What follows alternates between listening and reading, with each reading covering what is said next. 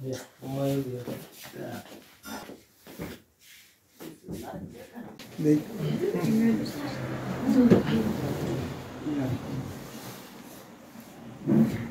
নাম মাসুদ ৰাজা। আজি যেহেতু অসম লোকসভা আয়োগৰ 2022 বছৰৰ ফলাফল ঘোষণা কৰিলে APSC হয়, তুমি কি ৰিজাল্ট হৈছে তোমাৰ? মোৰ ৰিজাল্ট মই APSC 2022 যিটো আজি ৰিজাল্ট ঘোষণা কৰিলে তাত পাছ কৰিছোঁ আৰু তাতে মোক পোষ্ট দিয়া হৈছে এছিষ্টেণ্ট একাউণ্ট অফিচাৰ বুলি আৰু তাতে মোৰ 122 নাম্বাৰত আহিছে হেৰি। কি ৰেংক কিমান পাইছে? তেনেকৈ ৰেংকটো দিয়া নাই, কিন্তু এছিষ্টেণ্ট একাউণ্ট অফিচাৰৰ যিটো পোষ্ট আছে তাতে 122 ৰেংকত আছে।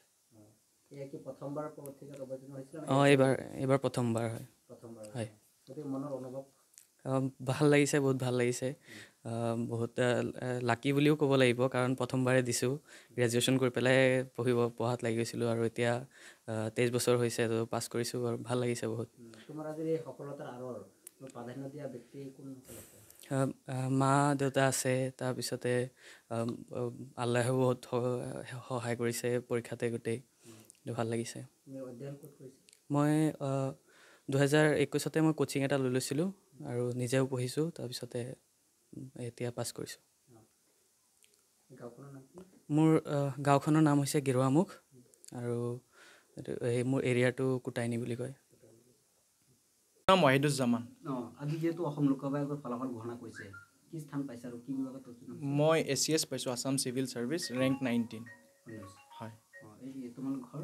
মোৰ ঘৰ ইয়াত চামগুৰি গেৰুৱামুখ গাঁও। প্ৰথমবাৰ অৱতীৰ্ণ হৈছিল? হয়, মই প্ৰথমবাৰ দিছিলোঁ। প্ৰথমবাৰতে উত্তীৰ্ণ হৈছিল। হয় হয়। গতিকে মনৰ অনুভৱ? নাই, ভাল লাগিছে, সঁচাকৈ ভাল লাগিছে। মই যিহেতু এক্সপেক্ট কৰা নাছিলোঁ এনেকুৱা ৰিজাল্ট পাই পেলাই মই সঁচাই বহুত উৎফুল্লিত।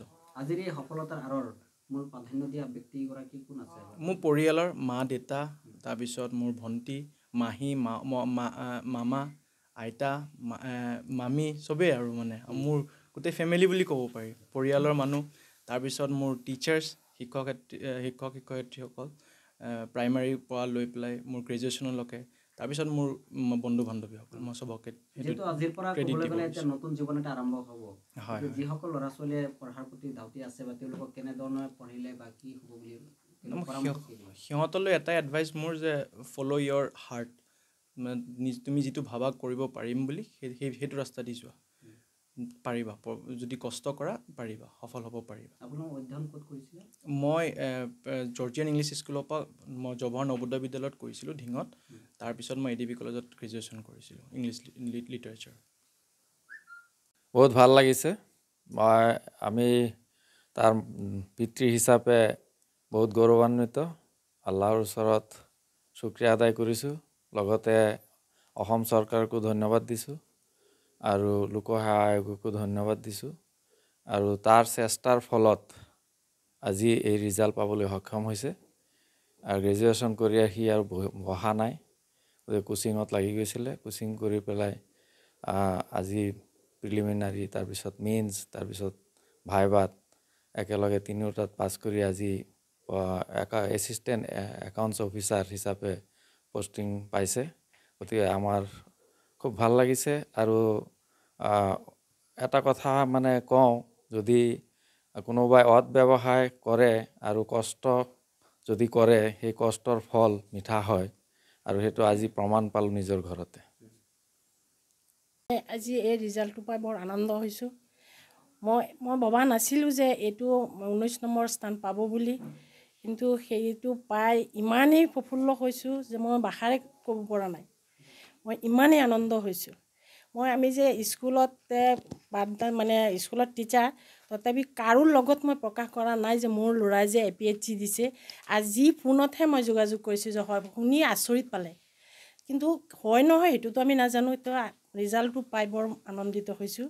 এইখিনি আৰু আমাৰ মন্তব্য। মোৰ নিজৰ ভাগিন হয়, একেবাৰে মোৰ হেৰিয়া মানে ই যিমানখিনি কষ্ট কৰিছে, আমাৰ কষ্টৰ হেৰিয়াত মানে বহুত কষ্ট কৰিছে সৰুৰ পৰা। কষ্ট কৰি কৰি এইখিনি লৈ পাব যে ময়ো ভবা নাছিলোঁ, কিন্তু আজি তেওঁ 19 নম্বৰ স্থান পোৱাৰ কাৰণে অতি গৌৰৱান্বিত, অতি সুখী। মানে এইটো আৰু ভাষাৰে প্ৰকাশ কৰিব পৰা মানে হেৰিয়া নাই, ইমানেই উৎফুল্লিত হৈছোঁ আমি সকলো পৰিয়ালবৰ্গ।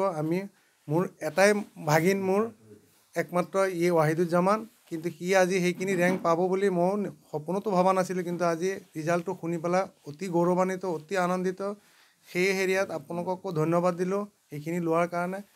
লগতে আমাৰ গাঁওবাসী চবেই উৎফুল্লিত হ'ল, কাৰণ আমাৰ যিহেতু আমাৰ গাঁৱত এনেকুৱা এৰিয়া নাই, সিয়ে প্ৰথম হেৰিয়া পাইছে কৰিছে। আজিলৈকে তেনেকুৱা কোনো হেৰিয়া নাই আমাৰ গাঁৱত, এয়া প্ৰথম। মোৰ মনৰ অনুভৱ মানে অতি আনন্দিত হৈছোঁ আৰু সুখী হৈছোঁ। মাক হিচাপে মই মোৰ ল'ৰাৰ কাৰণে গৌৰৱান্বিত হৈছোঁ। তাৰপিছত বিশেষকৈ মই লোকসভা আয়োগৰ যিটো নিকা হৈছে সেইটোৰ কাৰণে মই ধন্যবাদ জনালোঁ। তাৰপিছত মোৰ ল'ৰাই যিটো কষ্ট কৰিছে, কষ্টৰ ফল পালে, আমিও কৰিছোঁ ল'ৰাৰ লগত, সেই ফল আজি পালোঁ আমি। তাৰ কাৰণে মই বহুত সুখী।